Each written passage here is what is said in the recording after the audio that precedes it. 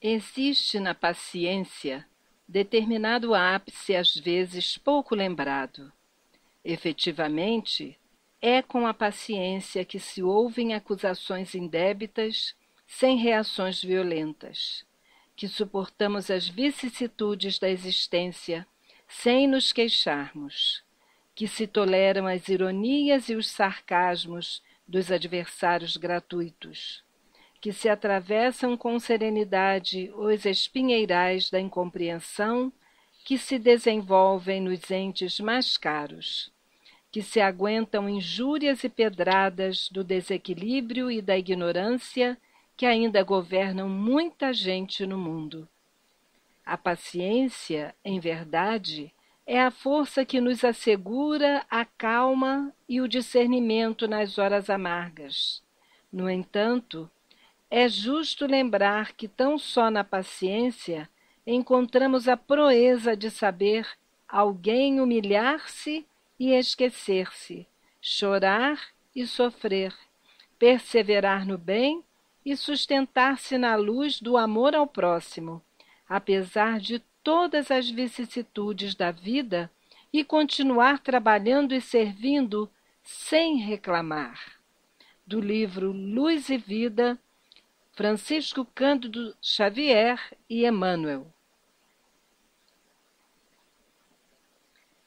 Estamos aqui com muito amor e carinho, pedindo as bênçãos de Deus para você que nos ouve e para o seu lar, meu irmão, minha irmã. Estamos vibrando também por um mundo de paz. E nós vamos dar continuidade ao nosso estudo sistematizado da doutrina espírita de hoje, lá na apostila da Federação Espírita Brasileira, Programa Fundamental, tomo 1. E nós vamos continuar no módulo 7, intitulado Pluralidade dos Mundos Habitados, e o roteiro dentro deste módulo é o roteiro 4, intitulado Os Reinos da Natureza, Mineral, Vegetal, Animal e Hominal. Vamos agora ver quais livros vamos utilizar.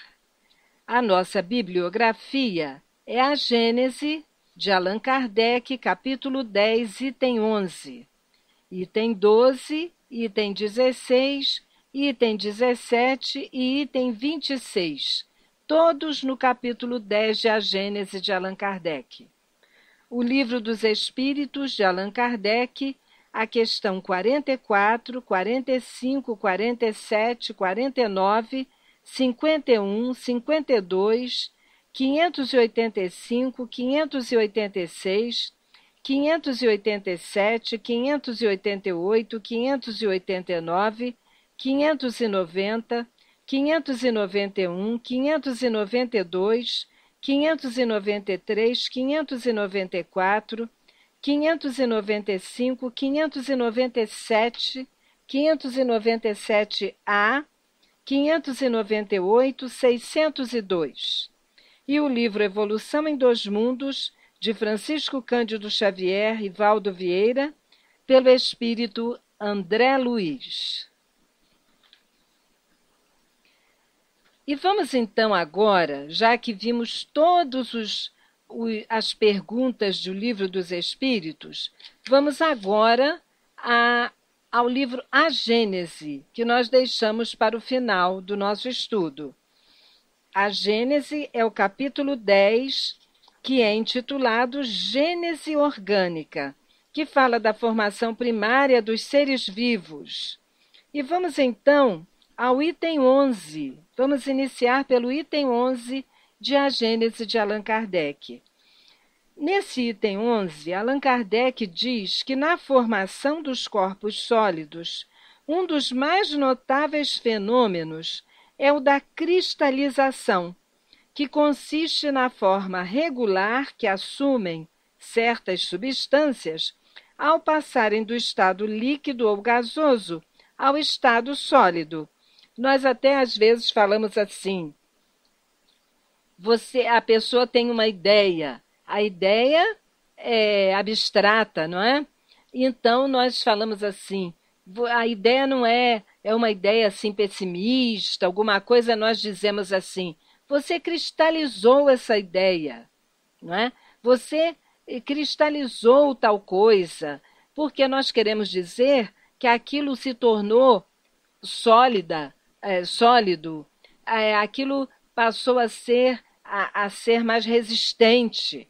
Então, aqui fala bem claro, na formação dos corpos sólidos, um dos mais notáveis fenômenos é o da cristalização, que consiste na forma regular que assumem certas substâncias ao passarem do estado líquido ou gasoso ao estado sólido. Essa forma, que varia de acordo com a natureza da substância, é geralmente a de sólidos geométricos, tais como o prisma, o romboide. O romboide é um quadrilátero de ângulos não retos, não é? O cubo, a pirâmide.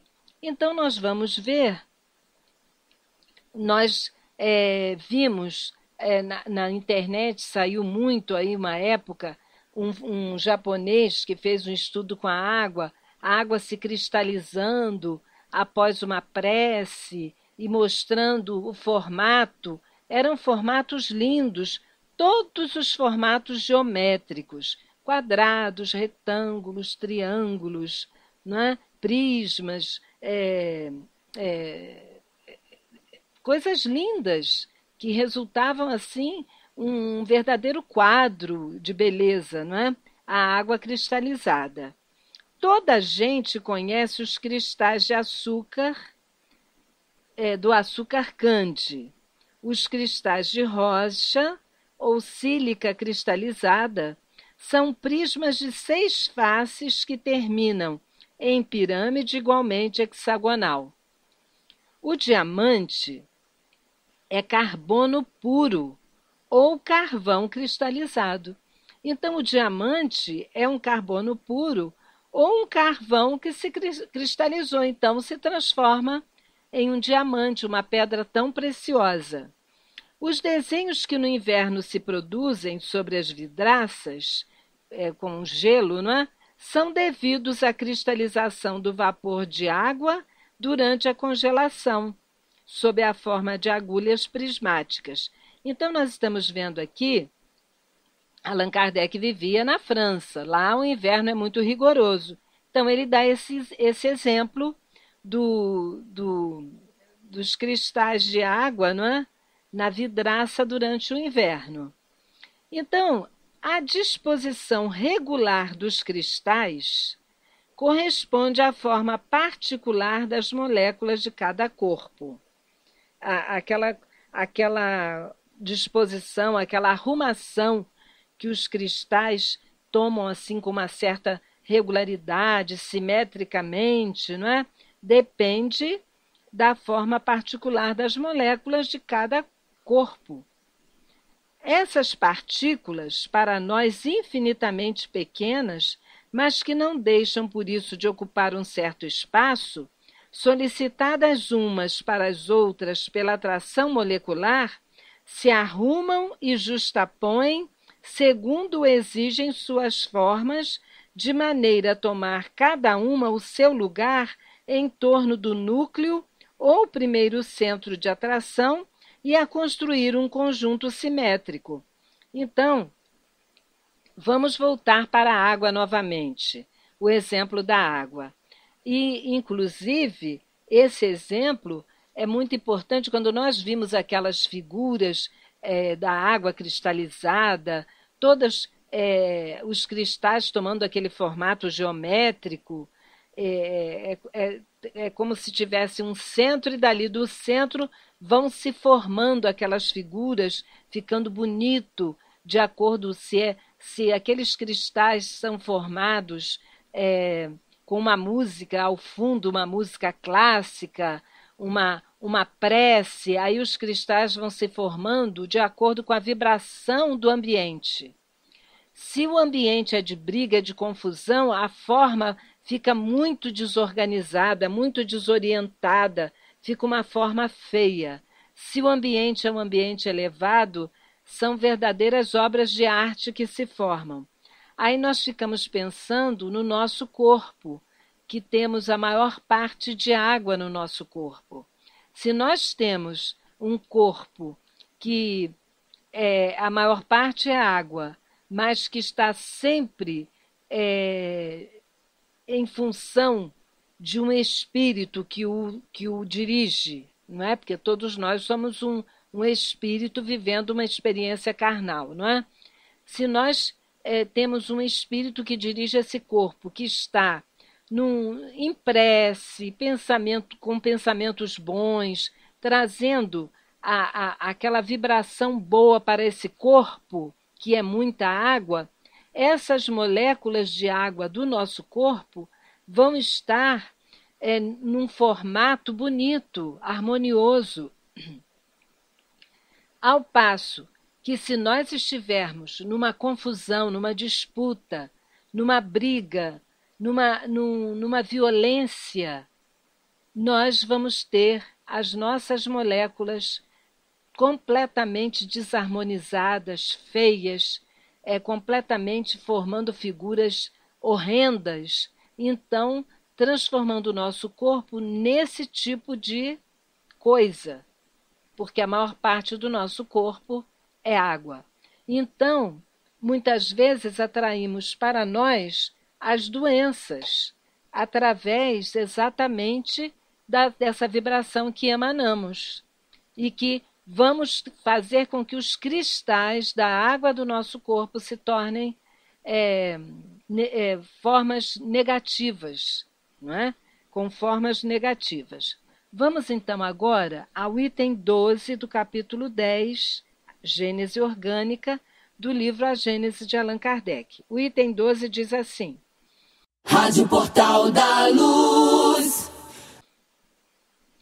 Aliás, vamos voltar ao item 11, me desculpem, porque o item 11 nós ainda não faltou o parágrafo final, que diz assim: a cristalização só se opera em certas circunstâncias favoráveis, fora das quais ela não pode dar-se.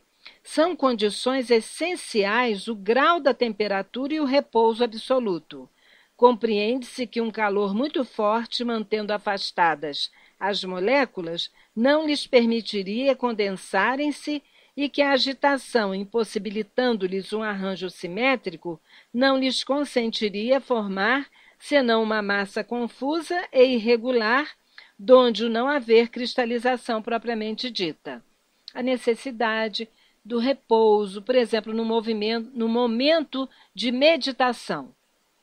A meditação é muito boa para cada um de nós. Por que a meditação é boa? Porque nós paramos, harmonizamos as nossas moléculas, os cristais da água do nosso corpo também vão se harmonizar, e nós vamos parar um momento para edificar a nossa vida, não é? Nós, como espíritos encarnados, vamos pensar em coisas edificantes. Então, isso vai trazer um bem-estar ao nosso corpo. A lei, agora o item 12. A lei que preside a formação dos minerais conduz naturalmente à formação dos corpos orgânicos. A análise química mostra que todas as substâncias vegetais e animais são compostas dos mesmos elementos que os corpos inorgânicos. Desses elementos são o oxigênio, o hidrogênio, o azoto e o carbono os que desempenham o papel principal. Isso aí nós precisamos ter conhecimento, que os corpos inorgânicos têm os mesmos elementos que as substâncias vegetais e animais, mas de todos esses elementos que eles possuem, são o oxigênio, o hidrogênio, o azoto e o carbono os que desempenham papel principal nessa formação. Os outros entram acessoriamente. Como no reino mineral, a diferença de proporções na combinação dos referidos elementos, produz todas as variedades de substâncias orgânicas e suas diversas propriedades, tais como os músculos, os ossos, o sangue, a bile, os nervos, a matéria cerebral, a gordura nos animais, a seiva, a madeira, as folhas, os frutos, as essências, os óleos, as resinas e etc. nos vegetais. Assim, na formação dos animais e das plantas, nenhum corpo especial entra que igualmente não se encontre no reino mineral. Então, isso aí é muito importante que a gente observe. Na formação dos animais e das plantas, nenhum corpo especial entra que igualmente não se encontre no reino mineral. Para nós observarmos que nós somos uma sequência evolutiva. Isso aí é muito importante nós pararmos para pensar. Nós somos uma sequência evolutiva. Vamos então agora ao item 16 do capítulo 10 de A Gênese, que é a Gênese orgânica, a Gênese de Allan Kardec. O item 16 diz assim: é o princípio vital. Dizendo que as plantas e os animais são formados dos mesmos princípios constituintes dos minerais, falamos em sentido exclusivamente material, pois que aqui apenas do corpo se trata. Nós estamos apenas falando do corpo, sem falar do princípio inteligente, que é questão à parte. Há na matéria orgânica um princípio especial inapreensível e que ainda não pode ser definido, que é o princípio vital.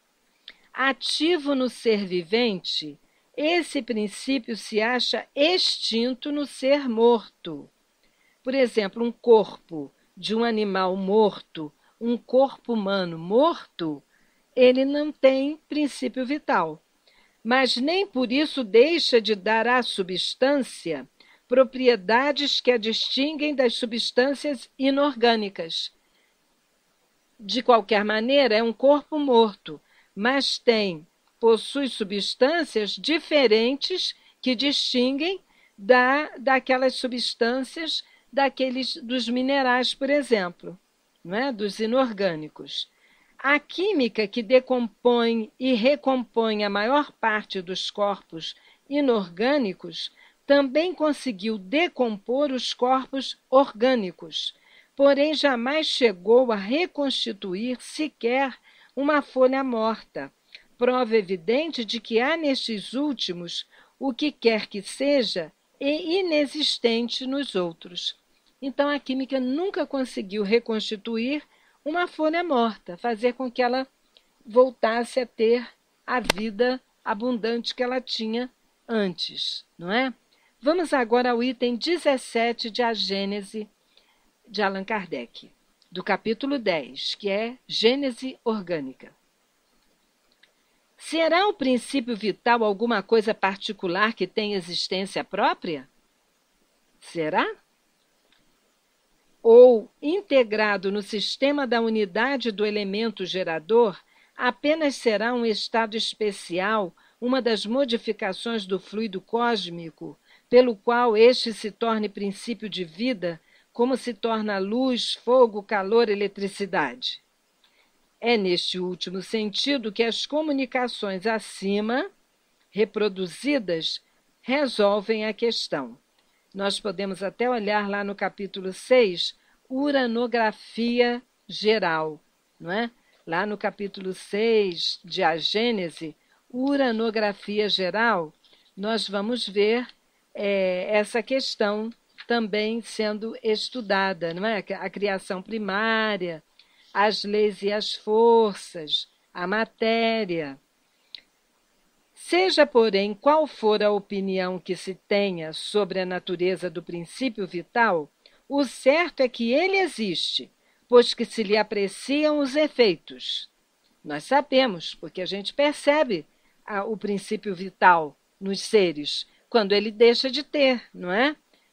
Pode-se, portanto, logicamente admitir que, ao se formarem os seres orgânicos assimilaram o princípio vital, por ser necessário à destinação deles. Ou, se o preferirem, que esse princípio se desenvolveu em cada indivíduo por efeito mesmo da combinação dos elementos, tal como se desenvolvem, dadas certas circunstâncias, o calor, a luz e a eletricidade. Agora, nós vamos passar ao item 26. Vamos apenas iniciar esse item, porque o nosso tempo é escasso. Vamos tentar ver até onde podemos ir. O item 26 da Gênese, do capítulo 10, Gênese Orgânica, da Gênese de Allan Kardec, o item 26 é o homem corpóreo.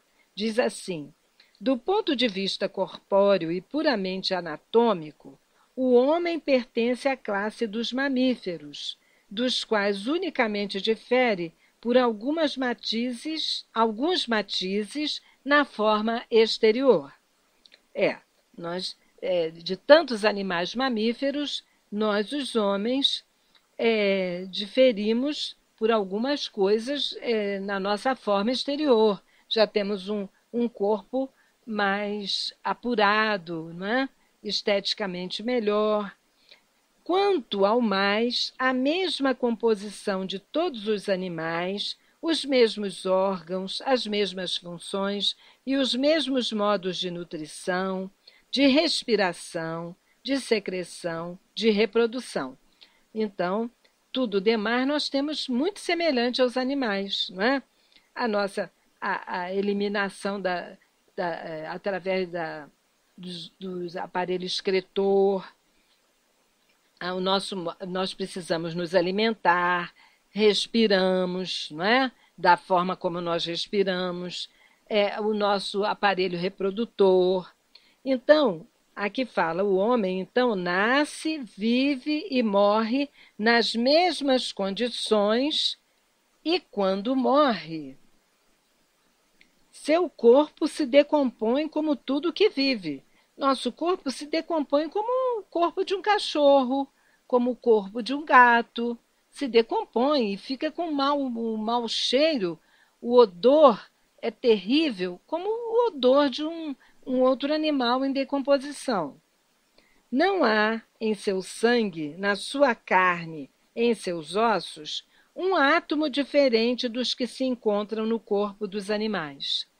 Nós temos tudo muito semelhante. Como estes, os animais, ao morrer, o homem restitui à terra o oxigênio, o hidrogênio, o azoto e o carbono que se haviam combinado para formá-lo. E esses elementos, por meio de novas combinações, vão formar outros corpos minerais, vegetais e animais. É tão grande a analogia que suas funções orgânicas são estudadas em certos animais quando as experiências não podem ser feitas no próprio homem. Então, quando os medicamentos vão ser experimentados, são experimentados no corpo dos animais, de tão semelhante que é o funcionamento do corpo do animal com o corpo do homem, para ver se dá um efeito colateral, para ver se dá certo ou não, a ciência se utiliza dos animais. Por aí, então, nós vemos toda a semelhança do ponto de vista corpóreo e anatômico do corpo do homem com o corpo dos nossos irmãos animais, não é? Por aí, então, nós vemos a grande semelhança que possuímos. Agradecemos muito sua atenção, que Jesus abençoe a todos e bom ânimo e equilíbrio sempre.